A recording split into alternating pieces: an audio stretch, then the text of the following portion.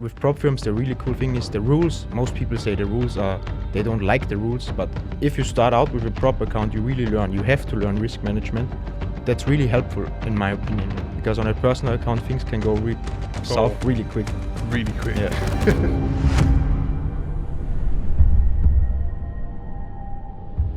Over 120k in payouts from BrightFunded alone, with more than 40 individual withdrawals. In 2025, he received 250k in prop firm payouts. Our guest today has taken consistency to a whole new level.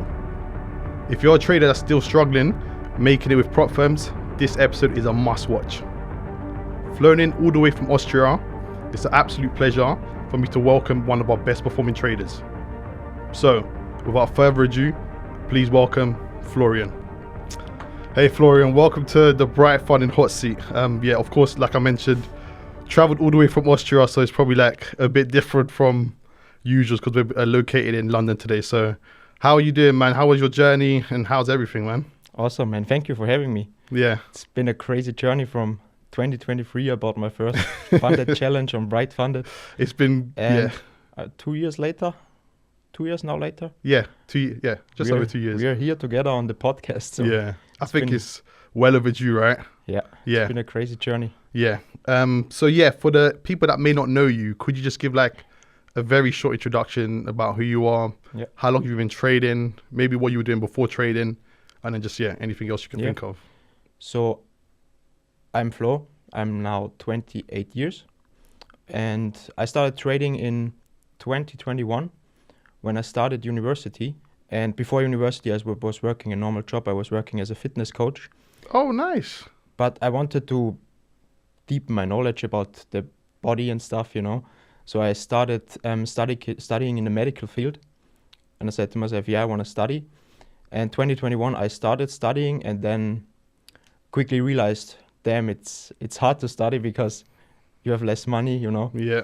And then I basically was looking for some things that could make me some money on the side when I study. So I have a little bit more of income because I only had a scholarship. It brought me like a thousand a month, and I had a mini job, so I had like 1.3k a month available to live in a city, and you know how hard it is to live in a city. Very. So I was looking for alternatives to make some money on the side while I was studying, while I'm finishing my studies. And I stumbled up on trading, basically. I first stumbled on crypto, so Bitcoin, the classic stuff, you hear your friends talk about this thing, that it will magically make you money, and in 2 weeks you're gonna be rich. The dream. And back then I only knew one term about trading, or you could say investing. I knew the term buy the dip. Yeah. And funny enough, it was exactly at the time when the big lunar crash happened. If you know the coin that got basically rugged, I think, not rugged, but something happened behind the scenes. I don't know the technical stuff. And I said to myself, damn, this thing is down 90%, 95%. Buy the dip. I had like 5k in savings. So this was like my safety pillow. Yeah. And I just thought, you buy the dip and you wait. You and put all of the savings? Not all. I put in 2k of the 5k first. Okay. It dipped another like 90%. It was like, I was on my way to university when I bought it. I bought 2k in. Yeah. And when I arrived at university 15 minutes later, I looked at my broker account and it was like $100 still, only $100 left. And I was like, what? And I said to myself, okay, I bought the dip. I will buy the next dip because, buy the dip. Then I put in another 1k. I had 2k left in my savings. And in like 1 week, it was a few cents. Wow. And then I started studying the side behind it, what just happened, because I knew that the money is not gone. I knew that the money I lost, someone else must have put into his pocket. And then I learned about, that not all crypto projects are good projects. And most of them are basically fairy dust. They are not, in 5 years, no one will know them anymore. Yeah. So I really started studying the investing side first. And then I came up on trading because I didn't want to wait like 10, 20 years for some gains, because long-term investing is something that takes time. You need discipline. Definitely. And you also need to have the income to long-term invest. True. And then I started trading basically. And first I started joining multiple groups. Also the typical beginnings, you thought I will just copy someone else. And also quickly learned, that's not how it works. I made 2 steps forward and then I made 3 steps back. And that basically was going on for a year. And then I first started I started learning technical analysis on the chart.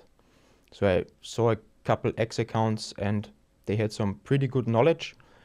And I learned about price action, about higher lows, higher highs, the typical stuff. I learned about EMAs and all that stuff. And then it took like 2-3 years. And when I came up on one group, I was in that group to learn more, to deepen my knowledge and to become profitable finally. And with that group, we learned a lot about the data side of trading. You have to journal your trades, collect your trades. So you know in the end your win rate, how many trades in a row you can comfortably lose, all that stuff. So if you collect the data behind it. And when I did that, I also combined it with the medical training in school. We learned how medical trials are set up. And I thought to myself, in the end, it's all statistics. I can apply the same thing I can apply to a trading system. I can look for objective triggers that are the same every day. I know that I need the discipline to pull through with this because I can't sit on the chart and if my setup is not there, I cannot say, okay, I will just try because why not? So I really thought to myself, I need to build a trading system with objective triggers. They are every day the same. They are either present or they are not present. And when I started this, it took me a few months, like half a year. And then I really had a nice data set on my trading system. I also backtested 2 years into the past. And then it slowly clicked, It was like a very flowing process. Yeah. When you are a profitable trader, mostly you don't realize it when it really happens. Yeah. It's just after a year or so I realized, okay, it's working. Yeah. So that was basically my way to becoming a trader. Yeah, I think that's quite a harsh way to get into trading. I feel like your first experience, you lost essentially 3K off the bat because I'm guessing that £100 eventually turned to nothing, right? Yeah, it was like 10 cents in the end. So you lost like 3K. A lot of people would have said, okay, I'm going to leave this alone. Yeah. Whereas the loss intrigued you, which I find very interesting because you wanted to know the why because money can't evaporate. It's gone somewhere. And you wanted to essentially do the steps to figure out where the money's gone because someone else has profited off your trade. So did you naturally have a psychology where you're comfortable with accepting losses? Because I feel like a lot of people that are uncomfortable wouldn't be able to analyze a situation like that. Yeah, I basically thought to myself, trading is, if you do it right, it is a very high paying skill, You can make, I know people, they make millions a month with trading. And it was clear to me that you can't become a person that makes a lot of money in a year or something. Same applies to if you want to become a doctor, you need to study for 10 years. And it takes 10 years till you finally make some good money. It's still nothing compared to trading, but it also takes 10 years to get there. So I said to myself, why should I become a trader in 1 or 2 years? Yeah. That high paying skill, you can't make that in a year or two. Some do, of course, if you are lucky, but as I said, a high paying skill you can't get overnight. Yeah. And I thought to myself, this is basically the fee that you have to pay. And before that, I knew a lot about long-term investing. And it's also, when you long-term invest, for example, I invest into an index fund that basically is the whole world economy. It goes up on a year, on average, like 7 or 8%. And there are, of course, downs and ups. And the downs are the fee that you pay for the long-term gains. Exactly. And the same is, I treated it the same. I thought, it's a fee that I had to pay. Yeah. And if I'm disciplined, if I really put in work over the next few years, I have to make it work. Yeah, I think that's a great point, and I think a lot of people overlook that.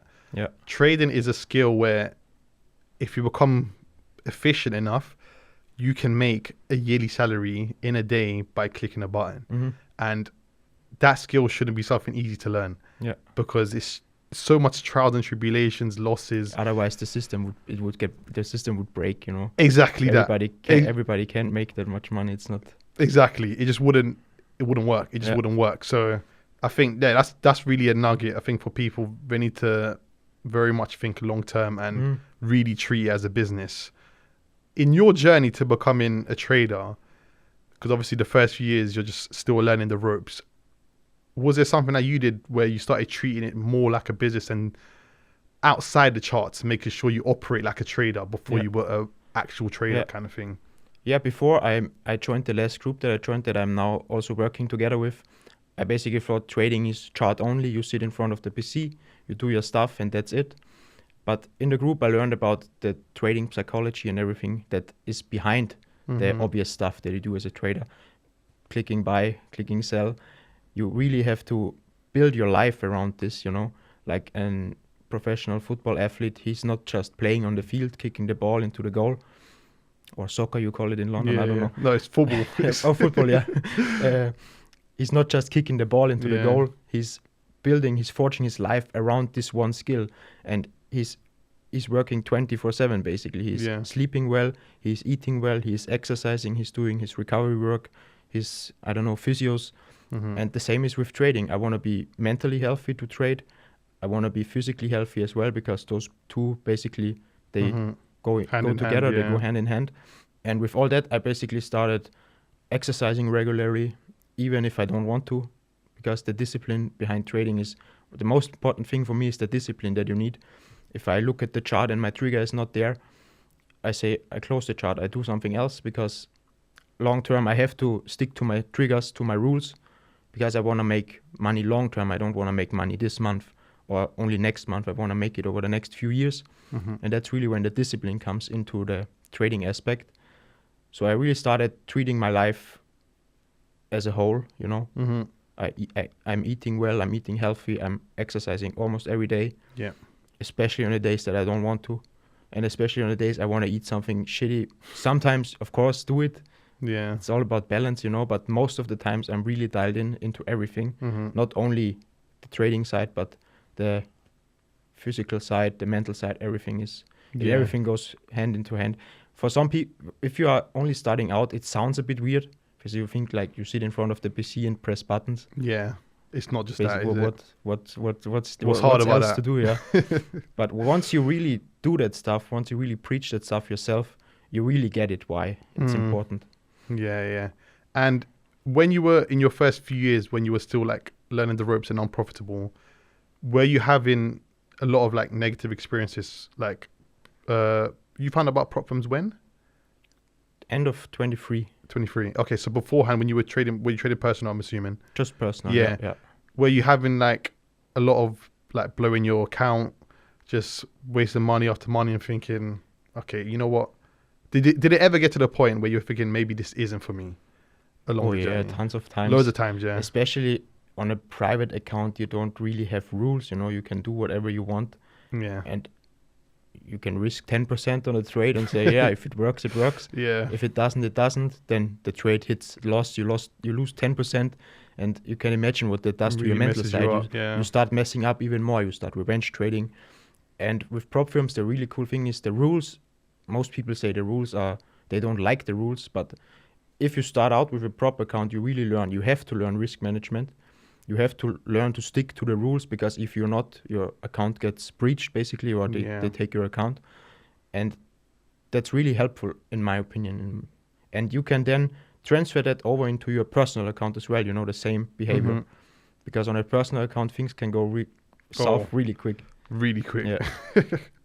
So in terms of you're still starting out, you're still learning the ropes, and then you start to join different communities. How important do you think it is having a community? Because like we say, trading, it's a lot of sitting on the charts, and it can feel very, very lonely. So how much do you value having people like-minded and going through the same hardships as you in that journey to becoming profitable?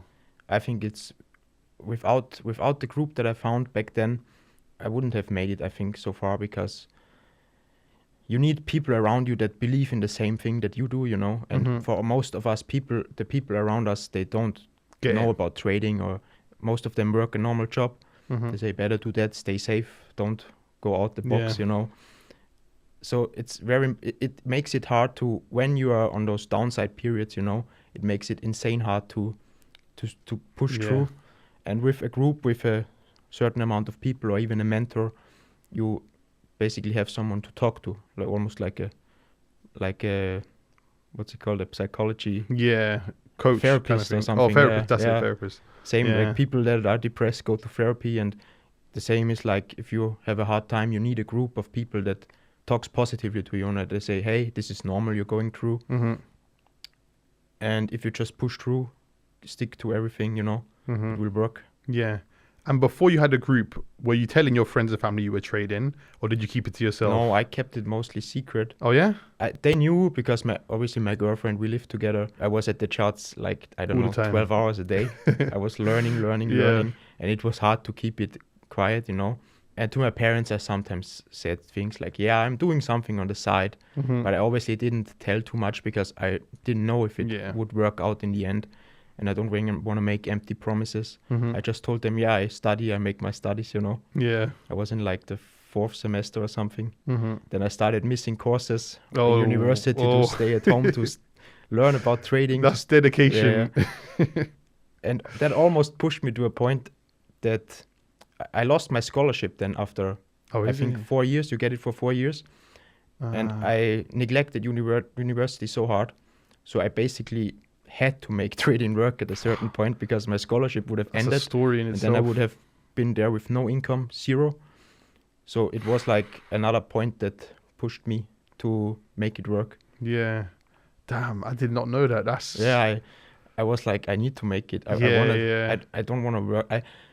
If I would have to work, I still love the field that I would have studied, but you see the people in it, and most of them are not really happy. They make good money, of course, but they are bound to a location. They have to work 30 hours a week, and I think that's... in the end, I don't want to be 40 years old and ask my boss if I can go on a vacation, That's it, really. It's just that freedom is, I think, what everyone wants. Yeah.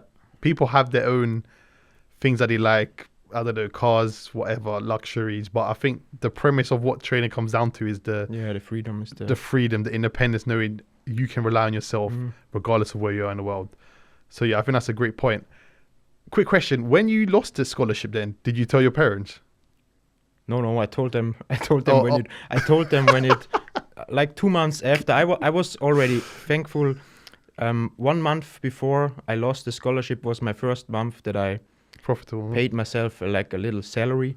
And after that, I basically made a good living of trading. Okay. My first month was like 2K. I paid myself 2K. Yeah. The next month was like 3K, and it was like it went up exponentially. Yeah. So I was I had to make it work, basically. Yeah, literally. I had no other choice. If I would have to study. If it wouldn't have worked, I had to study 2 more years. But the studies are so hard, you can't work a job next to it, So no and income. I would have no income for 2 years. My savings were gone because of the Luna stuff. Yeah. So I had to. And you probably couldn't pour a lot of time into trading either, right? Like you could obviously you have left to it. study.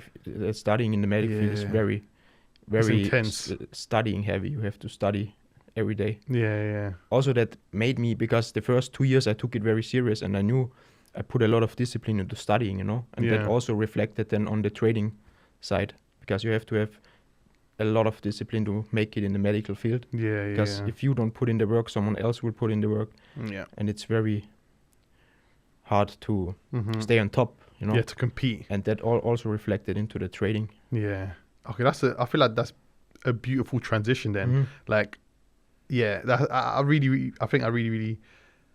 I'd imagine a lot of people can appreciate that necessity. Like, you have to make it work. Because obviously, sometimes watching documentaries that we hear athletes say, I had to make it work. And like, sometimes it really is that you really have to make it work. It sounds corny, but it's not. I also don't recommend it, because for every person that makes it work, there's loads of people that have 100 people that think the same, but it won't work. But yeah, for me it worked. Would it have worked if I would have still studied? Maybe. I don't know. True. Yeah, true. You never know, but you did what was required. Okay. Yeah, that's a really nice, I think, introduction into like early on in your trading career. Obviously, now we're transitioning to like 2023. You started learning about prop firms. When you first heard about prop firms, what did you think? Like, honestly speaking, just first did you think this seems a bit dodgy? Or I thought it's a too scam, good to be true. basically. because how can I pay like, I don't know, $500 for an evaluation and then get, I don't know, what's the price now, 100K or something to trade with. And I thought to myself, it sounds too good to be true. And I also didn't go into that route.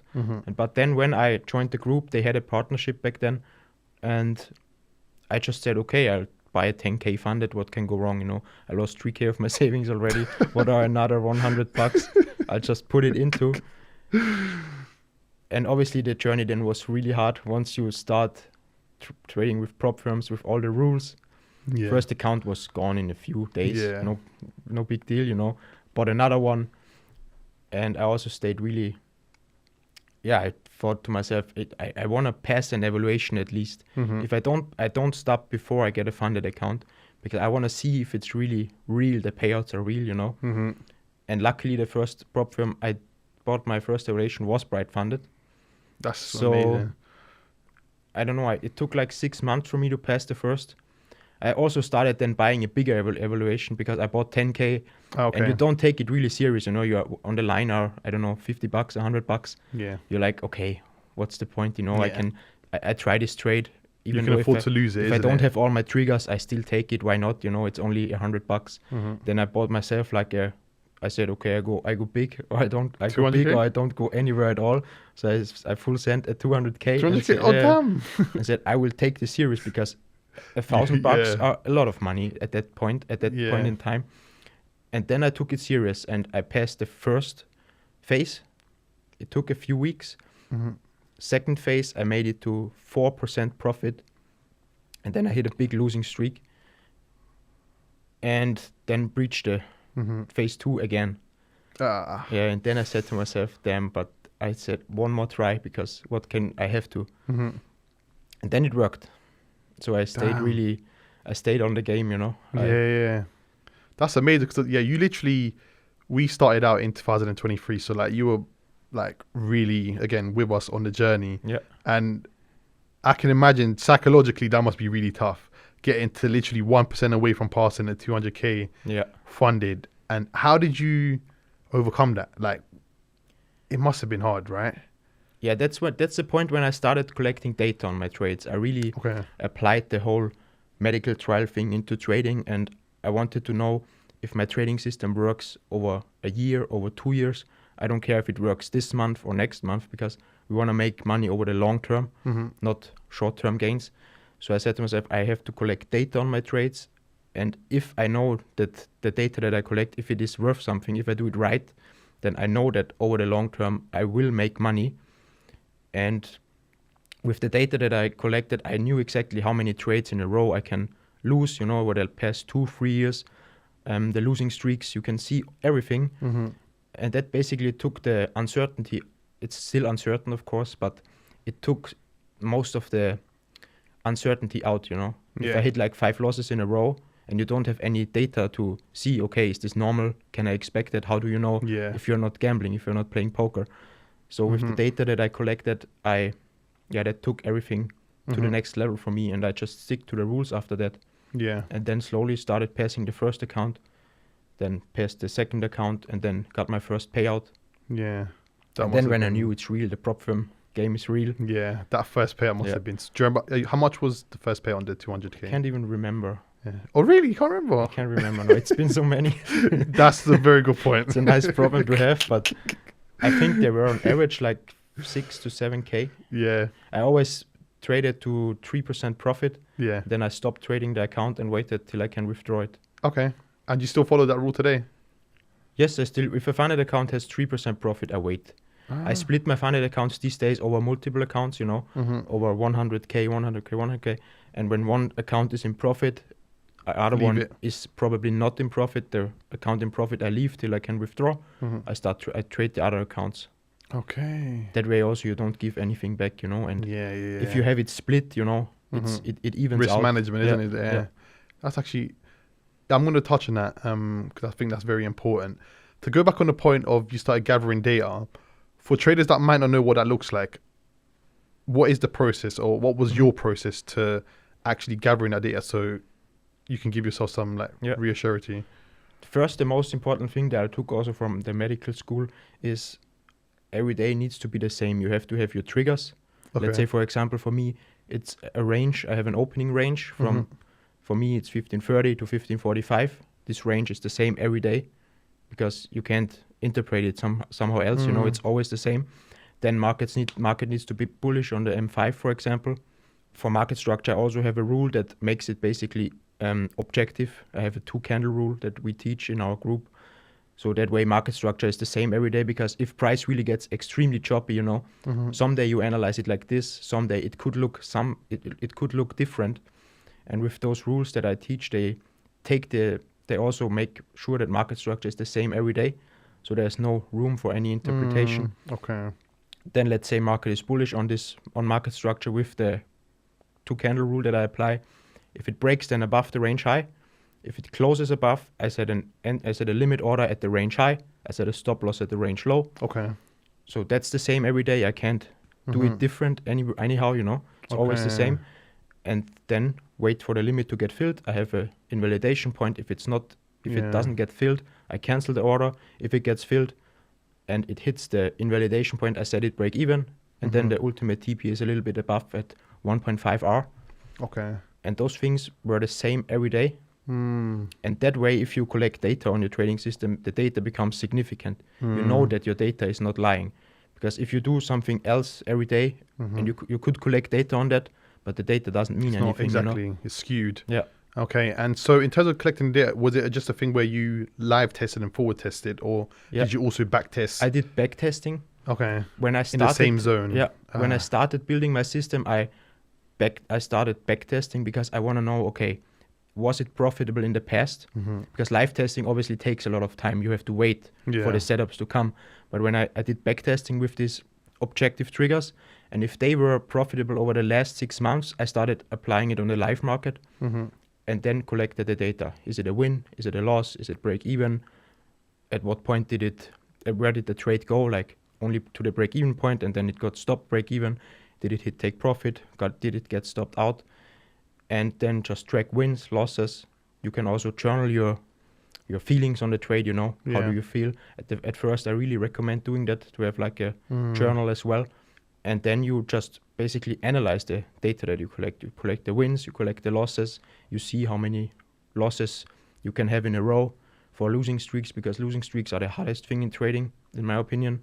Because when you hit a few wins, you know, everybody is a good trader. But when you hit the first losing streak, like you can lose 5, 6, 7, or I lost. My biggest losing streak last year was like 10 trades in a row. But I knew I had my data, you know. And on the last 2 years of data that I collected, I had 9 losses in a row. So I made it to 9 losses, and I said, okay, it happened in the past. It can happen again. It's not certain, because in the end, it's all probabilities. And then I just stick to the system. You know, I had those 10 losses in a row, and then the next 5 trades, they were all winners, and they almost made it all back. Exactly. Yeah. So in terms of that, then during losing streaks, at what point do you think, or you start to analyze, okay, let's say this isn't normal. So obviously you said in the past 2 years it was 9. At how much over would you say, okay, maybe I need to change something up? That's a good question, because tricky, I haven't made it that far, you know. Good. But I would say if it's like 25% off of the norm, I should start looking into, do I need to tweak anything? And then the whole process would just start again, you know. Backtest, see, have you try something else, backtest again. Then if it's profitable over the past, start live testing it. Then the whole process will start again, basically. Yeah, definitely. Okay, thank you. But if you have data for 4 years, I think now I almost have 4 years of data. Market goes through some cycles, pretty rough cycles. So you basically have it all covered almost. I mean, I haven't covered a financial crisis, for example, that happened, but it's all in the end, you know. It will over the long term, the data tells me that it works, and I just trust in it, because you have no other choice. Yeah, and to be fair, these last few years haven't been easy for the markets. It's been a lot of people say it's been difficult to trade. So I feel like if you're able to adjust to this, then you can pretty much adjust to any market cycle. Okay, so then to touch on your prop from trading experience, you've now started getting a few payouts on the big accounts. As you were going on, what did you find yourself tweaking to ensure that you continue to receive consistent payouts? Because I know you mentioned splitting up your accounts. Yeah. For the traders that might not be too sure as to what that means, I'd assume you have, let's say, 400k in funding, but you have 4 100ks rather than having 2 200ks. Yeah. What is the benefit of that?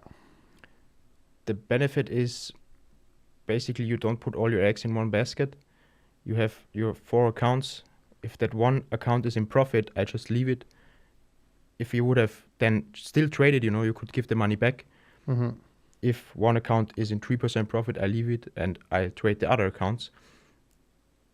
That way also ensures that you have like some safety pillow, You have, if you hit a losing streak on the other accounts, okay, I still have the payout on the one account left. Yeah. And it's not that hard on the mental side if you always have like something in the backup, Yeah. Like a little pillow where you have a nice payout.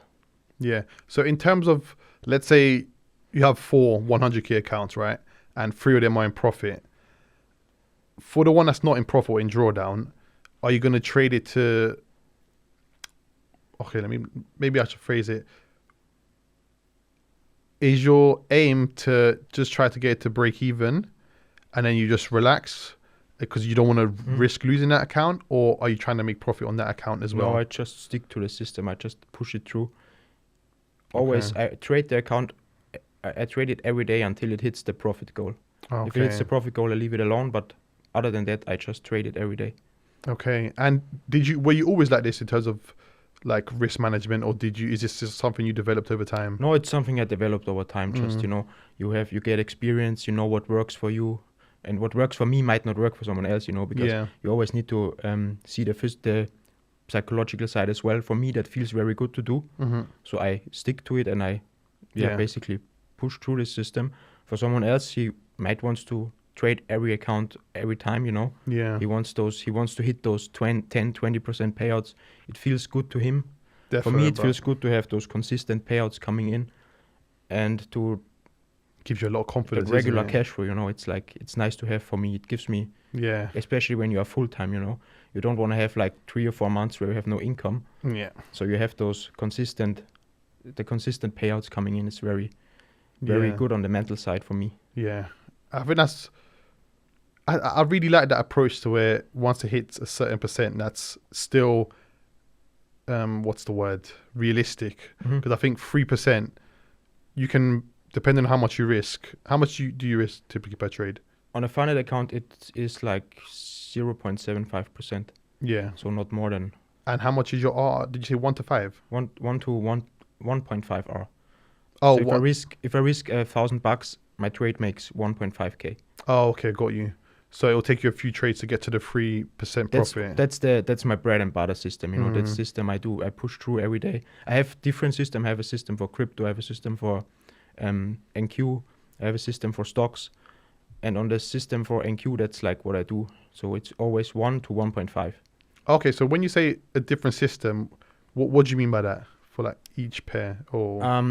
For NQ, I have those triggers that I mentioned earlier. Yeah. For crypto, the triggers are different. Okay. Crypto, I wait. Well, like the strategy kind of thing. Yeah, complete. It's a different strategy. Really? Yeah. It's also everything is objective. I wait for a retracement, and then enter on certain triggers, and then my R on crypto is higher. R on crypto is mostly 1 to 3 something. Okay. Oh, that. And then, so how did you? Again, that's probably just like a lot of back testing and just studying the markets. Is it easy to like manage different or have different strategies? At first it was hard, but now, you get so dialed in with it, you know exactly what you want to see. And if it's not there, I close the computer. I don't force anything. And I can, every strategy, I can look at the chart and in 5 minutes I know, is it a trade? Is it not a trade? Okay. If it's not a trade, I'll go to the gym or do something else. Yeah, and each funded account is tied to one strategy. So you have one for NQ, one for crypto. I like that. Yeah. That's really good. Yeah, it's also from the, from my, I learned a lot about long-term investing. And long-term investing, you don't want to put all your eggs in one basket. You don't invest all your money into, for example, Tesla or something, because you will have a lot of drawdown. And you want to diversify, basically. And I just applied it to my trading strategies as well, Yeah. The diversification makes sure that you are not blowing anything. Okay, that's really, really cool. Yeah, that's really, really because cool. then one account might do not so good, and if you would only have that account, if you are in heavy drawdown, you get really The pressure, so isn't hard it? on the mental, but you still have those other accounts. If one account does bad, the chances are high that some of the other accounts is doing well. Yeah. So it always gives some safety. Yeah, and I think to touch on that, like again, you said losing streaks are completely normal, and it just makes accepting these losses even easier when you have multiple, because like you said, the risk is diversified and split across however many challenge accounts you may have. So yeah, that's really what similarities do you see then between long term and day trading, if any? The similarities are something very important that you have to just stick to it. You have to do it over the long term. And if you do it over the long term, you will ultimately make money. You don't look at the short term outcome. If I have a red month, that's fine. And long term investing learned me that the market has down phases, the market has up phases, and to get the up phases, you have to go to the down phases as well. You can't just time the market and buy and say, okay, tomorrow it's up 10%, because no one knows.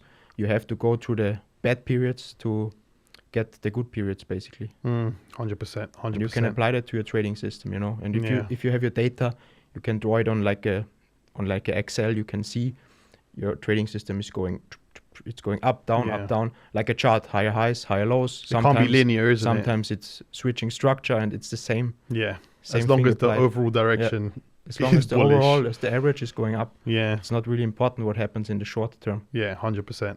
Yeah, 100%. Couldn't agree more. So yeah, as you mentioned, you found out about BrightFunded through the community that you joined back in 2023, which I think is amazing because you've literally been along like our entire journey as a trader. And as I mentioned, you're one of our best performing traders easily. If for those that may not have heard the intro, you received over 40 individual withdrawals, which is an amazing feat, because literally it shows you the consistency that anyone trading prop firms would like to have. So we brought this here. Shout out to Funded Awards, a lifetime. Oh, sorry, I don't want to knock the mic over. Thank you. But yeah, it just shows you how much you've essentially managed to pull from the market. Of course, Thanks, you've done man. an incredible job. I didn't even know the exact number. It's there you have it then. Yeah, over 120k in payouts over the past 2 years and a bit. So yeah, It's like 1 year and yeah, 1.5 years maybe. I think around.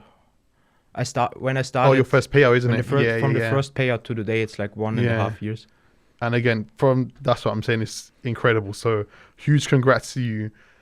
What like across your journey with trading with BrightFunded, how have you essentially found it, and was there anything specifically that made you want to go for BrightFunded from the community? Was it just someone had good words, or It was the words of my mentor back then.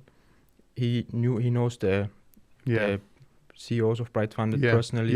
Yeah, and he said that they are building something very, very big, and he's a very reliable guy. Today we are. Back then I was learning from him. Today we are partners, business partners, and I was really trusting him. And he said that they are building something big, and he's still. The group split it with prop firms. They focus more on private capital, but he's still talking very well about BrightFunded and says that the future they will be one of the biggest. And I trust us. He learned me to trade. Without him I wouldn't be probably there today, and I still trust that. And I mean, you can see it on the results. The results of BrightFunded are insane. Yeah, but of course it's due to traders like yourself. I think everyone aspires to do what you're doing, because it's all, of course everyone has their own strategy and their own approach to things, but I think in the prop firm space, what prop firms really appreciate is real serious traders that treat it like a business. They respect risk management and they do it the right way. And of course, to amass 40 individual payouts and more, over 120k, it's not by mistake. This is a dedicated individual who's doing things the right way. So yeah, I think we just had to give you your flowers, because what you're doing is incredible, and I'm sure you're gonna have God knows how many more payouts. So yeah, this is just one step along the journey. But yeah, just wanted to give that to you and just continue discussing about your journey. So as you were again amassing more and more and more payouts from props, what started to change in terms of your life? When did you hit that aha moment? Because I feel like you feel it, and obviously it doesn't happen overnight. Yeah. But it does kind of feel overnight. It's just like something ticks. So for you, when was it like, damn, I am where I wanted to be? The process to becoming a full-time trader, I never really sat at my desk and thought, hey, today I'm a profitable trader. It was like, you just realize it someday. It was a really flow state, you know? Yeah. And it was also because I didn't force the outcome, you know? I didn't start trading with the goal to make money. Of course, the goal is to make money in the end. Yeah. But I focused on the process, you know, on the skill set. And if you do the skill good, you will make the money will come by itself. If a football player plays football and he's doing good, he will get signed to bigger leagues. He will make more money, and it's coming if he does his job right. And the same I applied to myself. You know, I just said I want to be the best trader for myself, and if I do the thing well, the money will come by itself. Yeah, no, 100%. I actually love that as well. You said flow state. Yeah, it just perfect. Yeah. You should do something with that flow state. 100%. But yeah, I think that feeling, because the freedom. What was the first thing that you did or bought or celebrated that really showed to you that you're now free from having a boss, from having or ever needing to go to a job or just whatever, just like the freedom? I had like a lot of small moments. First, I started paying our rent by myself for me and my girlfriend. Then we went on vacations. You know, you can now go on vacation not only once a year. You can go whenever. Were you trading on the vacations? Yes, I trade all the time. It doesn't take much time for me, you know, so I have an hour in the day where I take my trades and that's it. Yeah. And I bought a few nice things, you know. I bought my dad a nice watch. Nice. And those were the things where I then thought, okay, it's real, you know. And my parents also started thinking, okay, now it's really, he's serious now. Yeah. How do they see, now that you're just, of course, you've made it, how do they see that? It took a long time for them to realize, because you know how I'll be like old school, like how parents are, 9 to 5 you work, make your education, you have a safe job, you know, and because no one in my family was like a business owner or something, so at first it really took a long time, but they started realizing it then. When I gifted my dad a nice watch on his 70th birthday, then they started thinking, okay, he drops like a couple K on a watch without any hesitation. He must be doing pretty good. Something must be working. Yeah. Yeah. And also started traveling, you know, so. Yeah. For you then, what does, like, if you can put into words, what does that taste like? Because I'd imagine a lot of traders are still clocking in to a job they really don't like. They don't like the person that they're working with. They don't look forward to Mondays essentially, and just that alarm clock when it goes off. The feeling of on a Monday you actually look forward to it, because I'd imagine you can't wait for the markets to get back up and running. Yeah. What's that transition like then? Like going from I don't like Mondays to I love Mondays. Also didn't think much about it. No? When I was studying, in my studies, you know, you have to do something every day. You can't just take no weekends off. No weekends off. On the weekends you have to study. You can't slack because the other people, they are putting in the work, you know. So for me, it was always, I did every day. I worked every day. And now I do the same, basically. It hasn't been really much difference to before. Yeah. But now I actually enjoy, you know, what I do. And I also have I have the freedom, you know, to do whatever I want. I can go train when I want. I can go on a run when I want. I can go, if I want to go to dinner at night, I can go to dinner. I don't have to think or have to budget anything. That's just the goal, isn't it? That is. So in terms of your future then, because I'd imagine you get to a point where now you have the freedom, you're doing whatever you want. Not that you get bored of it, because I don't think you can get bored of it, but I think you're just like, okay, now I need to get back to work. Now I want to get new goals. I want to achieve new things. What for you? What's that? What are you trying to accomplish? This year we really started going heavy into the content side of things, you know. Been loving it. Make sure you tune into Flo's videos. Actually, plug your YouTube channel. Go on. Flo Piche on YouTube. We drop 2 videos every week, and they are really high quality videos. You can learn a lot, and they are basically for free. So that's what we are focusing on right now, building the YouTube, building the X channels. Yeah. And I also want to help people as much as someone helped me back then. My mentor back then helped me. And I also want to become like, I also want to help the people, you know, to achieve what they want in trading. Yeah. And that's the biggest goal for this year, to build the content. And yeah, we're working on a lot of big things in the background for the coming year. Yeah. And in terms of funding, do you have a specific goal in mind that you'd love to accomplish? I haven't set specific goals for funding, no, but basically just keep on doing what I do, you know, be consistent and hit payouts consistent as much as possible. Yeah, 100%.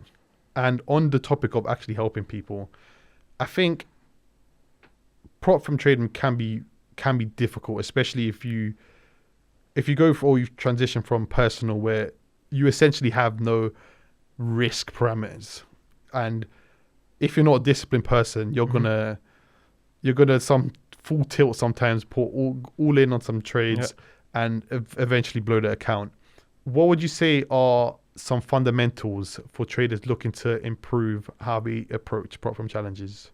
Yeah, you really have to set a system behind it. You know, you have to know how much will you risk, when will you take profit, when will you enter your trade. Everything has to be, you have to treat it like a real business, you know. You don't have to sit in front of the screen and you go by it, you know, you're making things up when you start trading. You really have to sit down, and before you sit down on your desk, you have to know, what am I looking for? When will I enter the trade? When will I exit? Where is my stop loss? All those things, they have to be dialed in. If not, then it will not work over the long term. You can have luck short term, of course. You can maybe get an account to fund it when you have luck, but over the long term, it won't work like that. You have to really set a system behind it. Yeah. Just a quick question that just popped in my head. Do you think trading is easy? Once you're there, it's an easy way to make money, but the way to get there is one of the hardest, I think. Okay, so if you were forced to say yes or no, it would be leaning towards yes? Obviously now it's yes. In general? But in general, trading, if you do it right, it's easy, yeah. Yeah, okay. So, because I think, again, a lot of problem that people have is they overcomplicate it.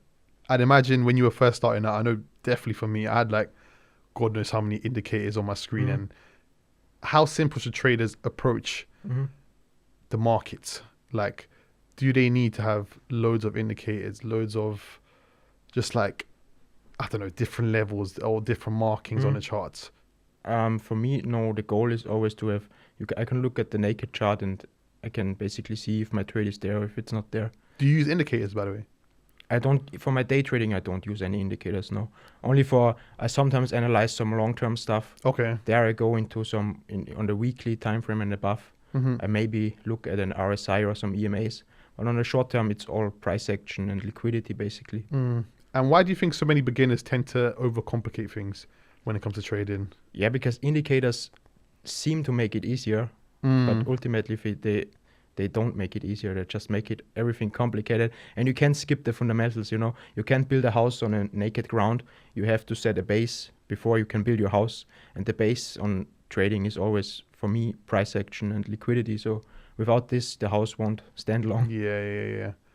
I think, like you said, simple does it. I think I've spoken to so many traders and they always say for them, everything changed when they went simple. It needs to be so easy to explain, or in their words at least, to the point where you can actually tell it to someone who doesn't have a clue about trading, and somehow it makes a little bit of sense to them. Obviously, they'll never understand the full picture, but I think in trading and in life, simple does the job. But a lot of traders, in my opinion, also think there is this blueprint to make it work, you know. But what works for someone else won't work for you. You can't just go out and copy someone and make money. You can short term, but over the long term, everybody is different. And if I would give someone my system, I could explain it to him in 10 minutes. But they're not going to get your results. Would he have the same results as me? No, he wouldn't. Even though it's a one-to-one plan, you know. Yeah. You could apply it on your chart and you could press the same buttons. But will it work over the long term? It won't work for him. It works for me. And you have to really you have to find your own way, basically, you know. Yeah. I can't, like Cristiano Ronaldo can't teach someone to be a professional football player. You have to go out and really find the process for yourself, and the same is with trading. Where do you think that comes from? Do you think that's based on like your own personal experiences when growing up and just, I can't remember who I was speaking to, but they had said like your, not trauma, so to speak, but the way your family sees money can easily impact the way you are in the charts. With the way your family was in terms of like finances, did you find yourself sometimes struggling with, oh, like this is a lot of money, maybe I should take this out rather than stick to my strategy and wait for it to get here, for example? No, because of I always know my data, you know, and I stick to my data. It's like it's like the holy book for me, and I don't deviate from that. Yeah. And I just knew if I work hard, if I stick to my stuff. I also saw it in my dad, you know, he was working really hard. He was working in construction during the day. At night he was a musician. So he was working like, I don't know, 14 hours a day. That's quite the contrast, isn't it? Yeah, that's really interesting, actually. And I saw him leave at 7 in the morning. He came home at midnight, and he did that consistently over years and years. And that really also, I think, reflected on myself. And I saw that if I want to make something, because he also made good money, you know, it was not bad money. If I work hard, if I really put in some time, also, of course, combine it with smart, you know, you have to work hard and you have to work smart, especially in today's times. Hard work won't get you there only. You have to really combine it with a skill set, with something that you can basically leverage up, you know, because if you work on an hour space, you only can put in 24 hours a day. Yeah. And you have to find a skill that you can leverage. So there comes the smart, you know, you have to work hard and smart. And if you combine it, especially in today's times, it's like a cheat code. Yeah, 100%. You seem like a very disciplined guy, which is where everyone essentially needs to get to. For the traders that more so struggle with their emotions on the charts, and let's say, for example, they're about to get into position, they may have FOMO, greed, just all the different emotions that come with trading. How would you suggest someone deals with that increase? Let's say, you know, on your charts, your heart's absolutely beating. I always say to the people in our group that you have to go through those periods, you know. And also those feelings, they won't magically disappear. I'm not a robot, you know, I'm a human as well. And the feelings are still present. You just learn how to handle them. If I get FOMO, I think, okay, I have FOMO right now, and I can objectively say, okay, and what now? Will I now get in position just because I have FOMO? No, I won't. I will stick to my long-term rules, and if I deviate from my long-term rules, that's then the problem. But yeah, that's why I don't deviate from the rules. Yeah. And so when you're trading now, do you still experience like some nervousness or fear or any other emotion? I wouldn't call it fear anymore, but you still get those emotional ups and downs, you know, they're always present. You just know how to handle them. You just know, hey, it's normal. I have to go through this to get the long-term result. I have to go through it. Yeah. And out of curiosity, do you manage your trades? Like, so when you enter, are you there watching it, how it progresses, or you just once I enter, I have my break-even point. Okay. I set an alarm at the break-even point. I set an alarm at the stop loss. Sometimes I forgot to even set it at the stop loss, and then the next day I wake up and see, okay, trade hit stop loss. I didn't even realize that it hit the stop loss, but I saw it the next day. Yeah. But break-even point, I have an alarm, and once it reaches the break-even point, I set the trade break-even and I close it again. Next day when I wake up, I check it. Did it take profit? Did it get stop break-even? And that really gives you the peace in mind, you know. And it's also you have to learn to do that, you know. It's really takes a lot of time to have like a position where you risk like $4,000 or something, and you just don't care about the outcome anymore. Yeah. So would you say to do well in trading, you have to not try to make money? If that makes sense. Yeah. I.e., you just have to execute your plan, and whatever happens, happens. Exactly, yeah. That was basically the same that I said earlier. You have to focus on the process, you know, the outcome is irrelevant, because if you do the process, if you put in time, if you do your thing good, you will get rewarded. And the reward in trading is basically profit. Yeah, 100%. Yeah. And when it comes to accepting losses and dealing with losses and losing streaks, of course, always referring back to the data. But for those traders that they have the data, but they still haven't had much success from trading in general, what would you say to them to really hone in that what they're doing now is going to be worth it? Just take a chart, take like an index chart, an ETF or something. You have the chart in front of you. Look at the hour one chart and see what's happening. On the hour one chart, it goes up, it goes down, goes up, it goes down. Switch to the weekly chart, then put on like an indicator, like an EMA or something, and then just look at the EMA. It will go up long term. And the same way you should approach your trading system. You should, if you have the data that backs it up, if you collect your data properly, if it means something, then it will work over the long term. And you just have to push through to the emotional roller coaster, because it's like you have to pay the fee, to get the long term result. Yeah, it's not going to come easy. Yeah, that's the thing. Trade is something that it shouldn't come easy just because of the nature of what you're trying to get back from the markets. And again, some people say that the barrier to entry is a bit low. What do you personally think about that? Do you think it's too easy to get into trading? It's very easy to get into to trade. It's easier. I can make a brokerage account on my phone. I don't even need a computer. Do you think it should be harder to get into it though? Like, like for example, a lot of jobs you have to go and study. Yeah, of course, yeah. Like, I think that's the beautiful thing with trading, Oh, you think so? Yeah. Yeah, everybody can get into it. Everyone can play. But like only, I don't know the exact statistics, but only 5% or something will come out as the winners. Probably less, maybe less. Yes, yeah. Okay, if we had to narrow it down to 3 things, what do you think are the 3 things that separate the 5% from the 95 then? What separates them? Yeah, you have to be a bit delusional, basically. you have to believe in yourself. You have to know that you will make it work, because if your mind thinks it, your body mostly follows. So you have to really believe in yourself and make it work long term, Yeah. To have that goal, or to always have that overarching goal of the why you're doing it. It might be the freedom. For some people, they want to retire their parents. Some people want flashy stuff. Whatever it is, I think making sure that your why is strong enough so that you're always working hard and always striving to get to that level that you always want to get to, because I'd imagine the trading freedom and just the lifestyle is just something that when you were first coming up, does it feel as good as you thought it would feel? No, not really. Does it feel better or worse? Nothing from both. No? It just feels...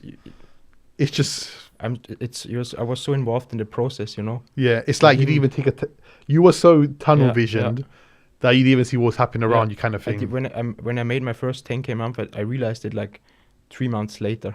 Really?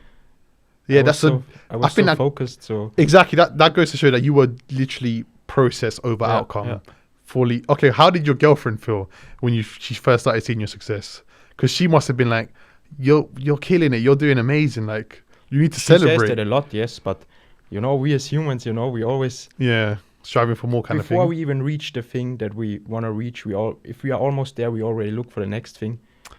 Yeah. So I always strive to be better than I was yesterday. And maybe that's just, the person that I am. Yeah. It's hard to realize what you achieved, but it's very important to look back and really see, hey, I'm right now, 2 years ago I dreamed of this, and I'm right now in the middle of it. And I'm looking what I can achieve next year. You have to really... Yeah. That's really something I also have to work on, to really look back and see, okay. That's what I was going to say. Yeah. Like, do you take time to... like express gratitude and just be grateful for the journey, because you've accomplished some incredible things, and sometimes it's good to just like stand still and just look around and just think, man, that's for example something I should work at. Yeah. We are not, no one is perfect, Yeah. I buy nice stuff for the people around me. That's my way of showing. Yeah, it makes you feel good as well, right? It makes me feel good as well. Yeah. But yeah, on the mental side, I really should focus more on being... I am grateful. Yeah, of course. But you have to see what you accomplished, to... Yeah, I think, because I like to listen, Tony Robbins? Yes. Yeah, like I really like Tony Robbins, and he's always expressing the importance of gratitude, and sometimes it even helps you push even further, because you see everything you've managed to accomplish, and then you're just like, yeah, I did all of this. I'm absolutely grateful, but now let's go and achieve even more. And when you get there, even more gratitude. So yeah, I think, yeah, your journey, I think it's literally, it's a perfect example of the trader's dream. It's, to some, they might think it's overnight, but we know it's dedication, discipline, hard work, endless nights, just working nonstop on a craft. And then eventually you get to a point where you're so dedicated and you have the tunnel vision and you're so locked in that the results happen quietly and it feels like overnight, but we know it's not. So I think to everyone watching, it's been like a super incredible episode, because a lot of traders are where you were originally when you were starting out. They're going through university, they're studying, they're working a 9 to 5, and they're just getting into trading. They might have had some negative experiences, but they can look to your journey, see how you've been able to make it, you've been able to accomplish the freedom they've wanted, get ridiculous amounts of payouts, live life on your own terms, control your life essentially, because that's what you're doing. You control your life, and yeah, it's proof that it will work out in the end if you give it enough. So yeah, I just wanted to say a huge thank you, because of course you've flown in from Austria. Hope you're going to have an incredible time in London over the next day or so. We've got some very exciting things coming up in the future, which we'll keep hush for now. But again, Flo, I just want to say a huge thank you for coming on. It's been an absolute blast of an episode. So many nuggets to learn from for the traders. So yeah, I appreciate it, man. Thank you as well. Yeah. It was a pleasure. And of course, to everyone that tuned in, thank you again. As usual, make sure that you drop your favorite takeaway in the comments. If you have any questions for Flo whatsoever, drop them in the comments. Equally, you can follow him on his socials right here. And as always, make sure that you respect risk, but remember, the journey is long. Stay consistent and you will get there. Stay tuned for the next episode. Peace.